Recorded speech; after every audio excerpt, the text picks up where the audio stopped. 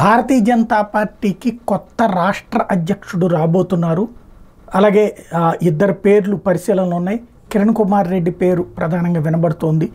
రాయలసీమ నుంచి ఆయనకు మాజీ ముఖ్యమంత్రి కాబట్టి ఇస్తున్నారు అన్నటువంటి ప్రచారం నడుస్తుంది. ప్రస్తుతం ఉన్న పరిస్థితుల్లో భారతీయ జనతా పార్టీకి ముందు జాతీయ అధ్యక్షుడు ఎంపిక కావాలి. నడ్డా ఇప్పుడు ప్రస్తుతం అధ్యక్షుడిగా ఉన్నారు. ఆయనకి మంత్రి పదవి కూడా ఇచ్చారు. అయితే బీజేపీ జాతీయ అధ్యక్షుడిగా ఎవరిని పెట్టాలి అన్నది ఇంకా బీజేపీ నాయకత్వం తేల్చుకోలేదు. ఆర్ఎస్ఎస్తో సంప్రదింపుల సందర్భంగా అక్కడేదో కమ్యూనికేషన్ గ్యాప్ ఉంది అన్న ప్రచారం కూడా నడుస్తుంది. ఎందుకంటే ప్రభుత్వం ఏర్పడిపోయి దాదాపు 3 నెలలు అవుతున్నా కూడా ఇంకా తేల్చలేదు. వాస్తవంగా అప్పటికే ఏడాది క్రితమే దాదాపు అయిపోయింది టర్మ్, అయినా ఎక్స్టెండ్ చేశారు.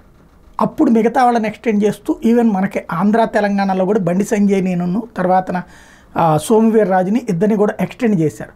ఆ తర్వాత మళ్ళీ ఏమైందో చిట్ట చివరి 2-3 నెలల ముందు మార్చుకు వచ్చినటువంటి పరిస్థితి. అక్కడ బండి సంజయ్ ప్లేస్లో కిషన్ రెడ్డి, ఇక్కడ పురంధేశ్వరిని తీసుకొచ్చారు. కాబట్టి ఇప్పుడు ఇంకా ఈడ్చిపెడితే అంతే 1 సంవత్సరం కూడా కాలేదు.